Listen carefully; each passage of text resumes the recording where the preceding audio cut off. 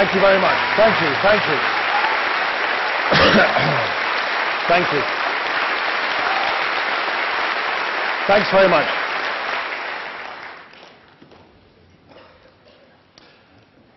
Shall I tell you the one phrase that bothers me more than any other? It's this: that's just the way things are. No. The way things are is not the way they have to be.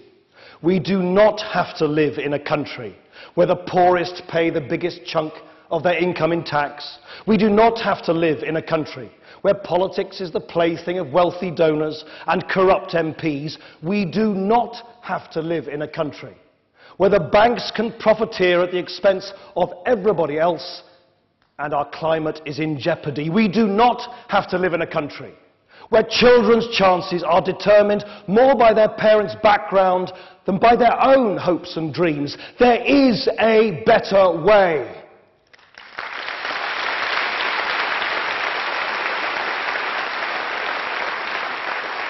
So imagine instead a primary school with classes of just 20 pupils. Imagine being able to take home the first £10,000 you earn completely free of income tax. Imagine a generation of young people finding work in thriving local manufacturing companies. Imagine being able to sack corrupt MPs instead of just shouting at them on the television. Imagine knowing your vote counts. Imagine it. These are not dreams. They are ambitions. They are our ambitions.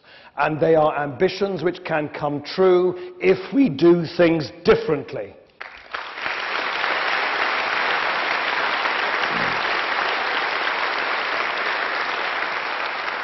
But things will never be different as long as the job of governing this country remains a game of pass the parcel between the two old parties. For 65 years now, we have had Labour and Conservative governments. First the blue team, then the red. Then blue, then red, and yet nothing really changes. The same old broken promises, always broken. No wonder people feel let down. No wonder people feel they shouldn't expect too much. The old parties, they've drained our ambition to do things differently. They seem to say, look, we've been in charge for decades, so don't now start hoping for more. That's just the way things are. No! This year's election is a huge opportunity. Everybody knows in their heart of hearts that we need real change. Everybody knows that the way we got here is not the way out. So the time to believe in our ambitions starts today. The time to do something different in politics. The time to fight for a fairer Britain. The time to bring real change. It starts today. Change that works for you.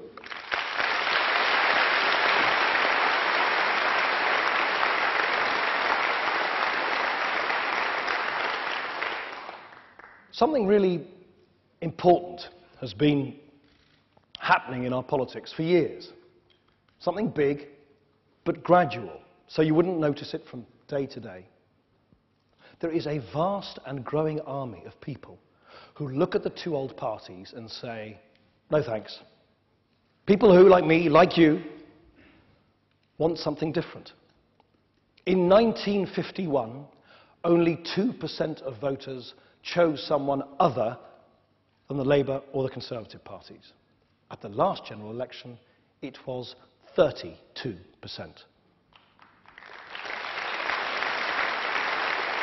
Now, a gimmick or a lucky break here or there may boost Labour or Conservative poll ratings for a few weeks or a few months, but it cannot and it will not reverse that trend.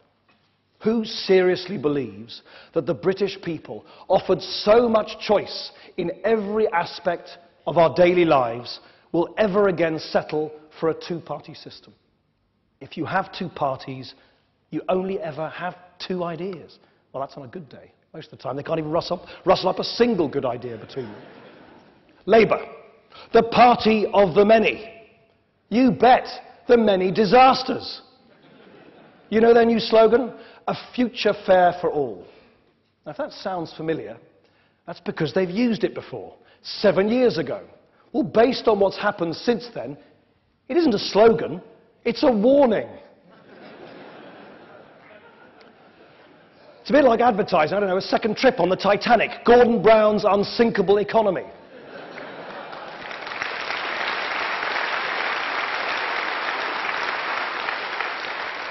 Having said that, I think there is one thing I do have to give Gordon Brown credit for. I think, to be fair, he handled Piers Morgan a lot better than I did.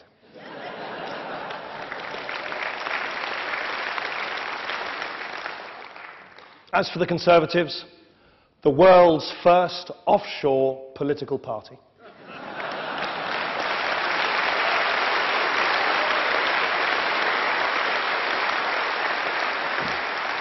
It used to be a British party.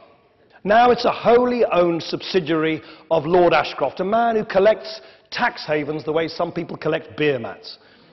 How can David Cameron claim to clean up politics when he can't even clean up his party's deputy chairman?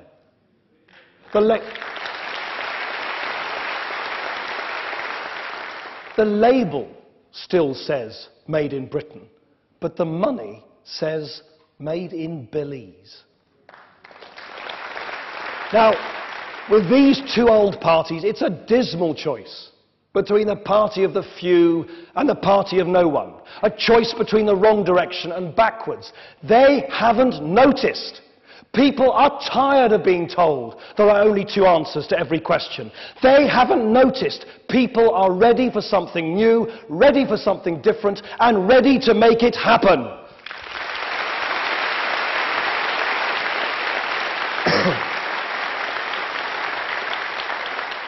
Now, we've all had a great weekend coming here together in Birmingham to vote through the four big promises that will be right at the heart of our manifesto. Fair taxes that put money back in your pocket. A fair start at school for every child. A fair economy, protecting, creating jobs by reforming the banks and investing in a green future. And a fair deal for you from politicians, cleaning up and clearing out the rotten old system. Now, we've been rigorous in focusing ourselves on these four pledges. We understand that the days of shopping list manifestos are over. The economic and financial circumstances mean we must choose to focus on what is essential and not promise more than we can afford. The party, in my view, which will win the argument during this general election campaign will be the party which strikes the right balance between generosity and restraint, hope and realism, spending and saving. And that's why I make no apology in stating bluntly that we will never take risks with the public finances. Whether we like it or not, we'll have to fix the mess Gordon Brown has made. Without sanity in spending, we won't be able to protect our public services. We won't be able to give our brave troops the equipment and support they so desperately need in Afghanistan. We won't be able to provide the fairness we want for all. So the question facing us is not whether to cut the deficit, it's how and when. Now, everyone who's ever cut back a tree knows there are many ways you can do it. You can cut back badly and kill the tree.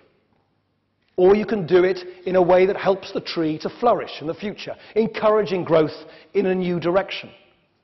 So as we reduce the deficit, we must cut in a way that does not make the country less fair or less green, that does not jeopardise frontline services in the NHS and schools we all depend on, and does not choke off recovery.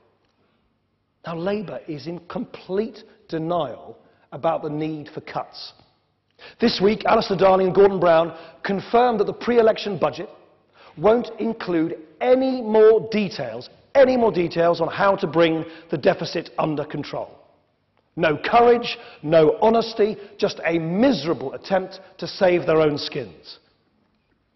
Meanwhile, the Conservatives, well, they've started to make threats. David Cameron, George Osborne and Ken Clarke marched into the City of London the other day.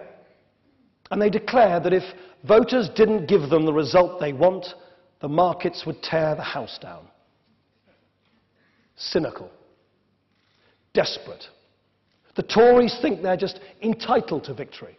And the moment they feel it's slipping from their grasp, they start lashing out. It's a political version of a protection racket. Do what we want or else.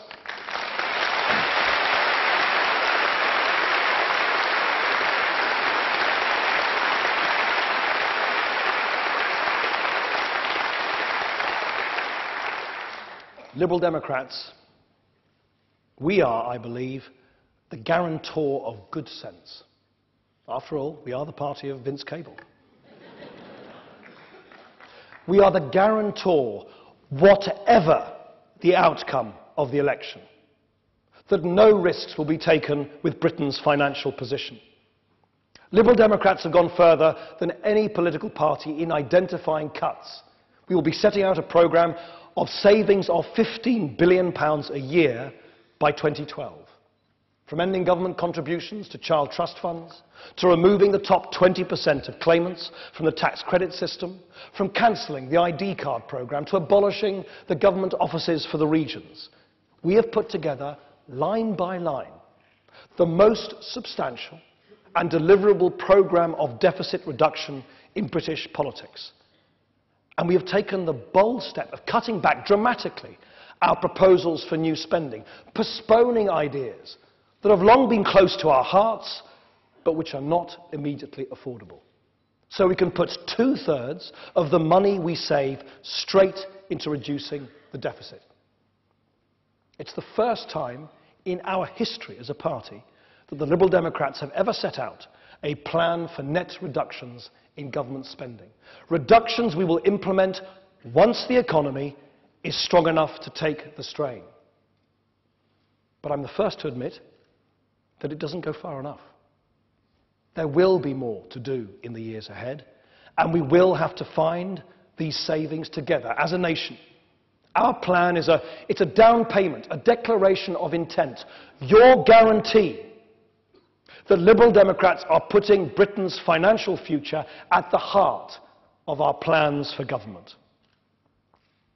Now, people often ask me what the Liberal Democrats will do after the general election. I'm flattered people think that I can predict the future. Some of the newspapers certainly think they can. Some days I read we're planning a deal with Labour, some days that we're planning a deal with the Conservatives, other days that we'll refuse to talk to anyone at all. And this morning I hear that Ken Clarke says we're close to the Conservatives, while Andrew Adonis says we're close to Labour. I think they're both close to confusion.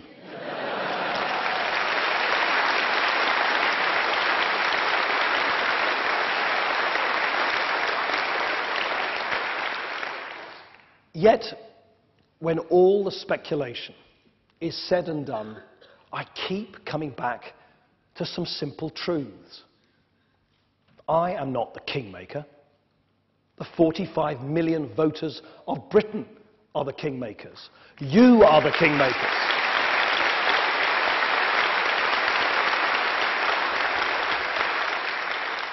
You give the politicians their marching orders, not the other way around.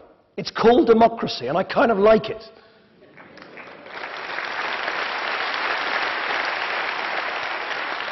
Almost 1 in 4 voters chose the Liberal Democrats at the last election. If that increased to 1 in 3, we could lead the next government. This election is a time for voters to choose, not a time for politicians to play footsie with each other. The party which gets the strongest mandate from the voters will have the moral authority to be the first to seek to govern. And voters are entitled to know what Liberal Democrats will do in whatever situation we find ourselves in. And this weekend, we've given the answer. We will give you fairer taxes.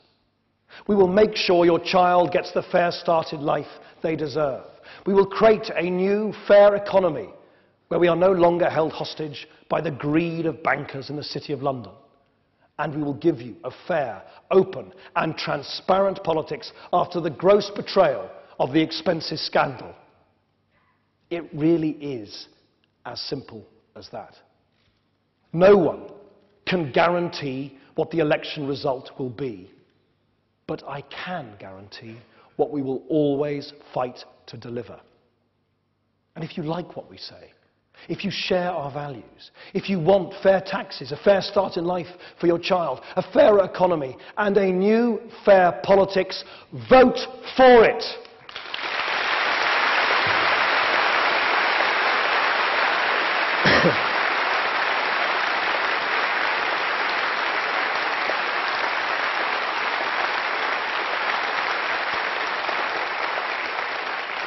Sorry about my throat, by the way, but at least after that you know I didn't pick it up in a smoke-filled room. One of the biggest changes we offer is to your tax bill. My philosophy on tax is simple. A fair tax system is one that rewards hard work, enterprise and initiative. It penalises pollution and other threats to the common good. It bears down on unearned wealth. And that is what we will deliver.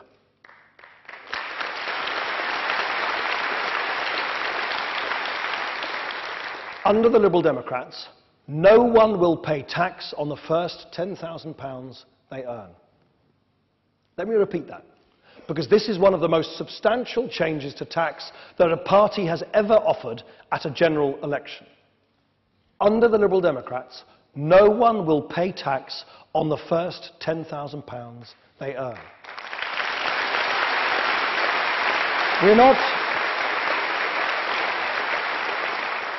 We're not talking about tinkering or tweaking. We're talking about fundamental, substantial and irreversible reform. Under the Liberal Democrats, no one will pay tax on the first £10,000 they earn. 3.6 million people will be freed from paying tax altogether.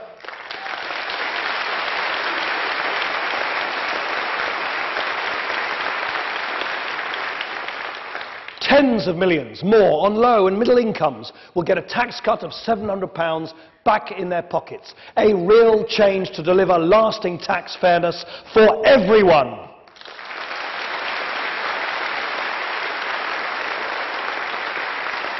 The Conservatives, well, they want tax cuts. They want to give tax cuts to millionaires. We will deliver tax cuts for millions.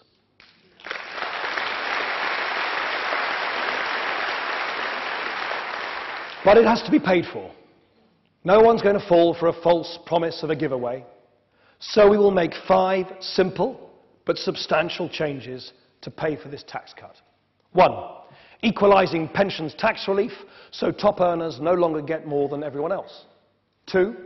Equalising capital gains tax with income tax so people who make their money trading shares and properties pay the same rates as everybody else. 3. An increase in aviation taxes. 4. A crackdown on tax avoidance. And finally, a new mansion tax on properties worth over £2 million.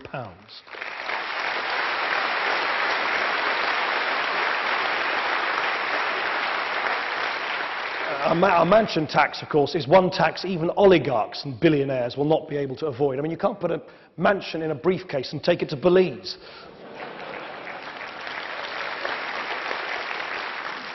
Just imagine the difference this change would make. At the moment, anyone working full-time on the minimum wage pays more than £1,000 in income tax every year. Under the Liberal Democrats, their tax bill will plummet to less than £6 a week.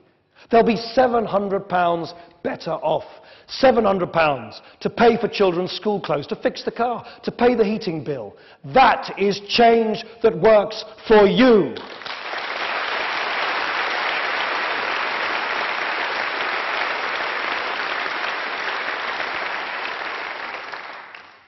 And Liberal Democrats will give every child the fair start they deserve by reducing class sizes, increasing one-to-one tuition in our schools. Children have to be nurtured, cherished, right from the start. Miriam and I know this as parents of 3 lovely little boys. We see for ourselves that what happens to our 8- and 5-year-old boys in the classroom has a dramatic effect on their enthusiasm to learn, their self-confidence, which will shape them for the rest of their lives. Mind you, I think we were both a little surprised when our 8-year-old son declared the other day that he had a plan for winning the election. He'd been counting up his pocket money. He doesn't have a fair amount these days. And he suggested we could pay everybody off to vote for us. Now, it's actually not so much the suggestion I mind, it's more that he's clearly giving his best ideas to Lord Ashcroft first.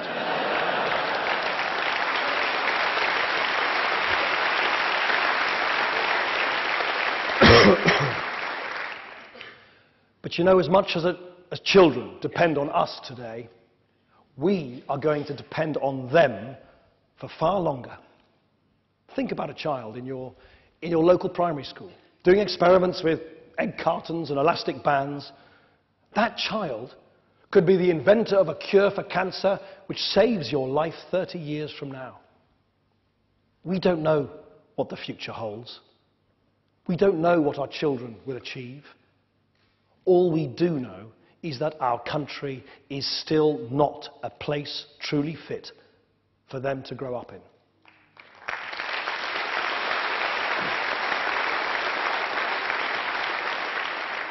Labour's target for school achievement is to ensure that at least 3 out of every 10 children in a school get 5 good GCSEs.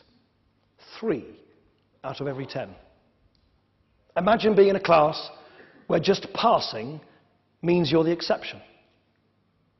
We're teaching our children to drop their expectations, telling them to aim low. It has to change. Liberal Democrats are the only party promising new investment in our schools. We'll be putting more money, £2.5 billion every year, into schools to pay for more teachers, better discipline and catch-up classes.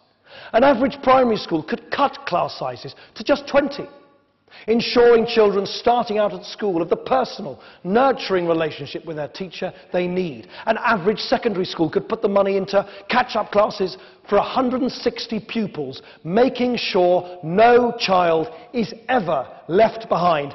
That is change that works for you.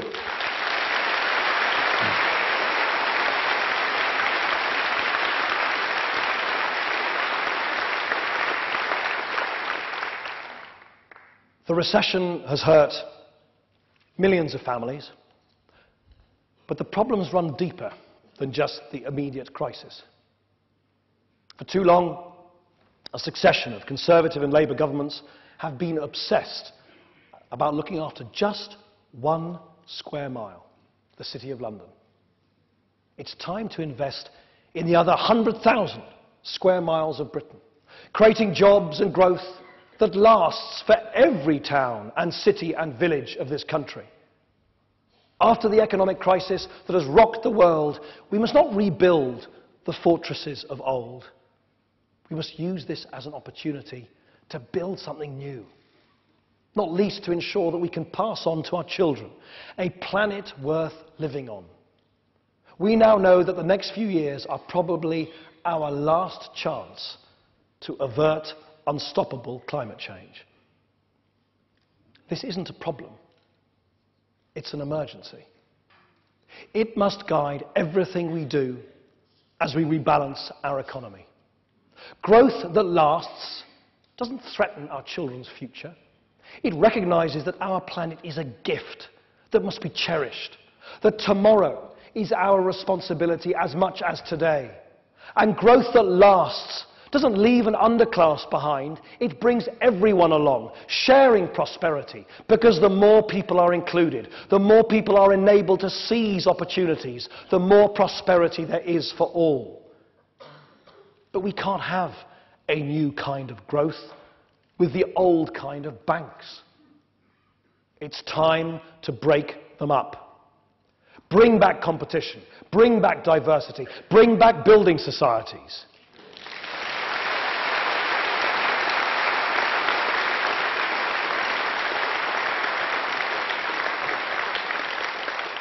And until we do, we should insist that the banks pay a premium on their profits to the taxpayers who have bailed them out.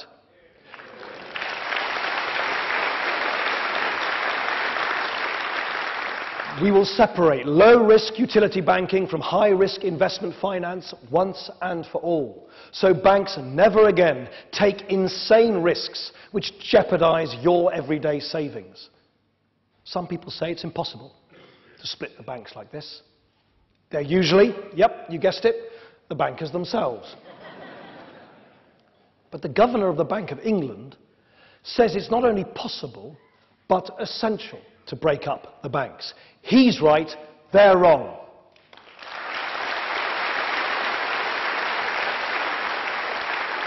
Only the Liberal Democrats say the banking industry, no industry, must ever again occupy such a privileged position that it can hold a gun to the head of the rest of the economy. Never again.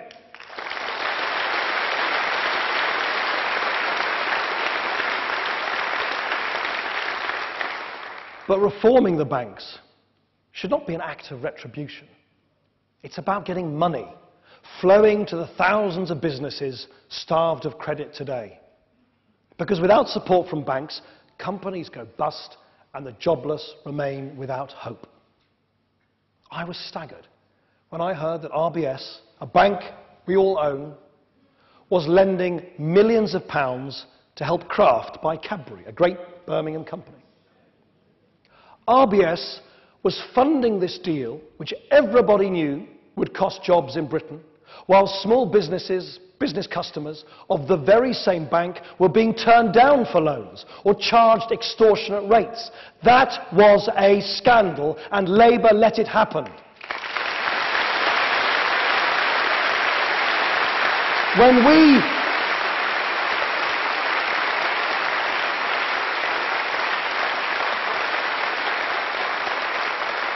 When we bailed out the banks, did you ever imagine that your money would be used to put British people out of work? Only the Liberal Democrats say, never again.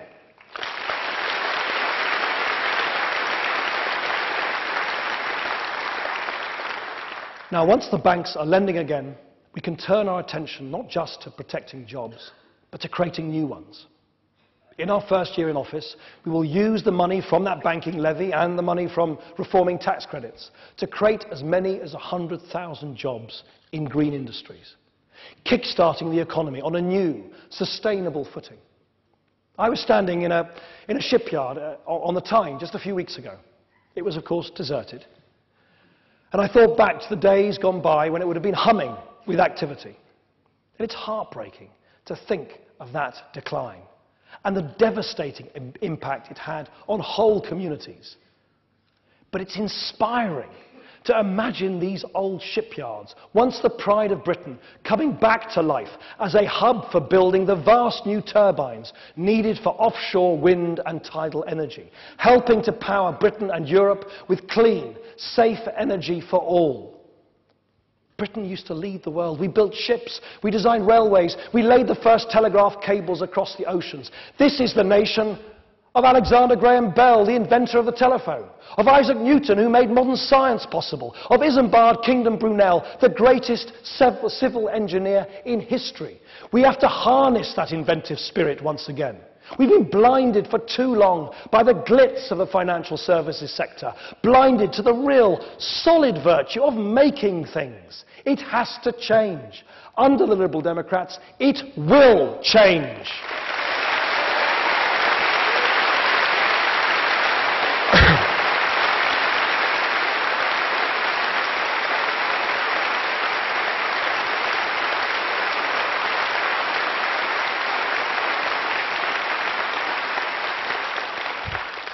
No longer just betting on things. We will start Britain building things again. That is change that works for you.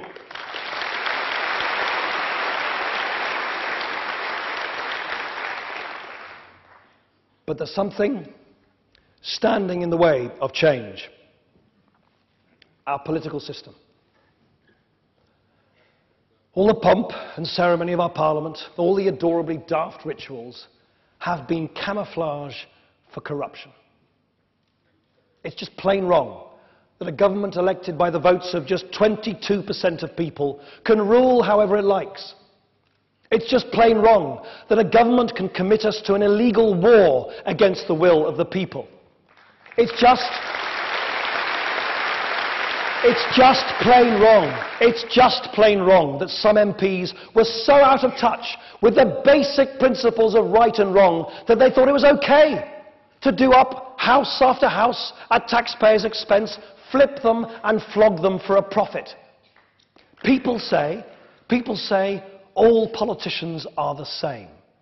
They are not. Of course Liberal Democrats are not perfect. But no Liberal Democrat MP flipped their home in this way. None of our outer London MPs even claimed a second home allowance. And it was Liberal Democrats who fought against Tory and Labour attempts to keep the whole scandal hidden in the first place.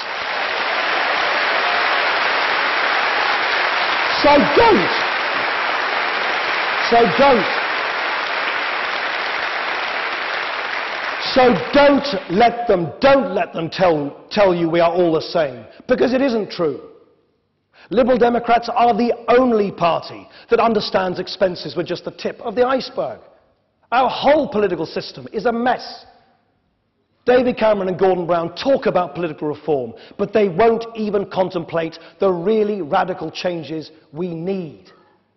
Only Liberal Democrats will get big money and corrupt donors out of politics altogether.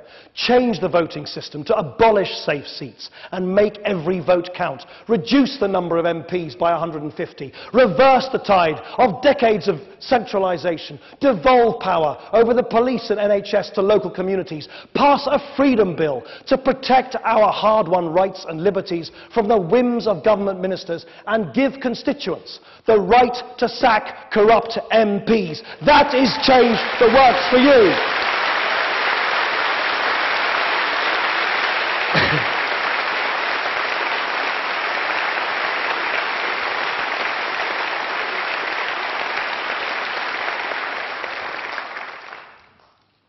So, 4 steps to a fairer Britain.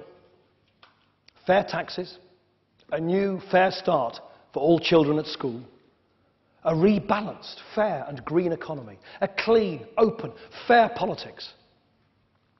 For Gordon Brown, change is what you promise when you want everything to stay the same. For David Cameron, change stops on May the 7th. It's change for him, not change for you. Now, I want to warn you about something that is going to happen in the next few weeks. We are going to hear a nonsensical claim from the 2 old parties designed to scare people into voting against their best interests.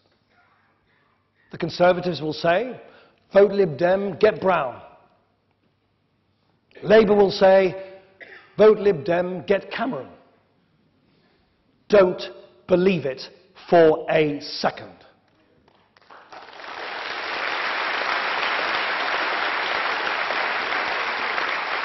They are wrong. They are wrong. Vote Lib Dem, get change.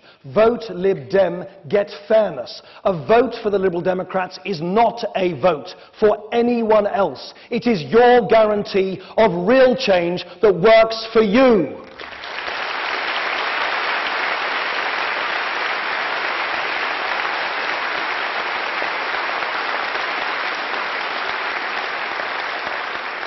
A vote for the Liberal Democrats is a commitment to hope, to opportunity.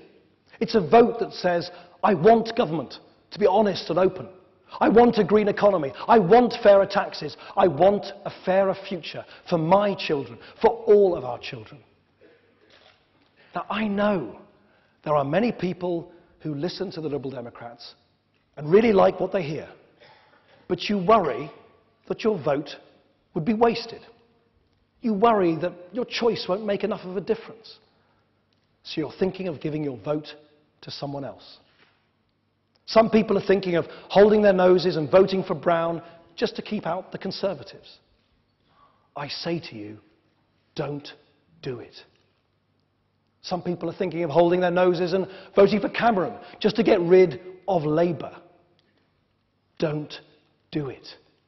You have a once-in-a-generation opportunity for real change.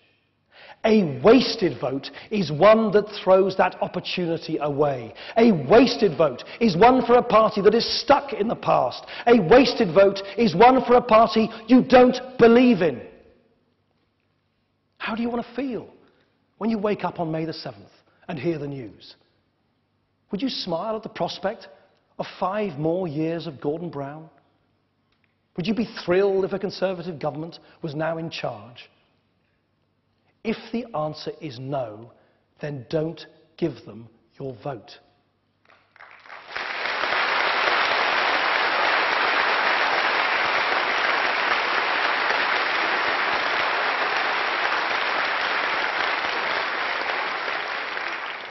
If you vote for less, you'll get less. If you compromise on them, they will compromise on you. Just good enough is not good enough anymore. So when you think about who to vote for, remember that the future of your country is at stake. Whatever you do, don't settle for the way things are. Be demanding. Vote for what you believe in. Vote with your heart. If you once voted Labour but have lost hope, if you once voted Conservative but don't know what they stand for any longer, if you've given up voting altogether because nothing ever seems to change, vote for something different this time.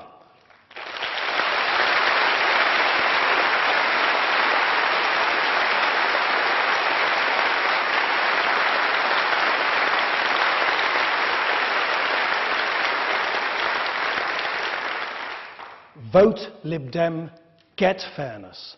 Vote Lib Dem, get change. Vote for what you believe in, or you will wake up on May the 7th facing another 5 years of more of the same. This is your chance. This is your opportunity. For the sake of our future, do not waste it. Choose the Liberal Democrats. Thank you.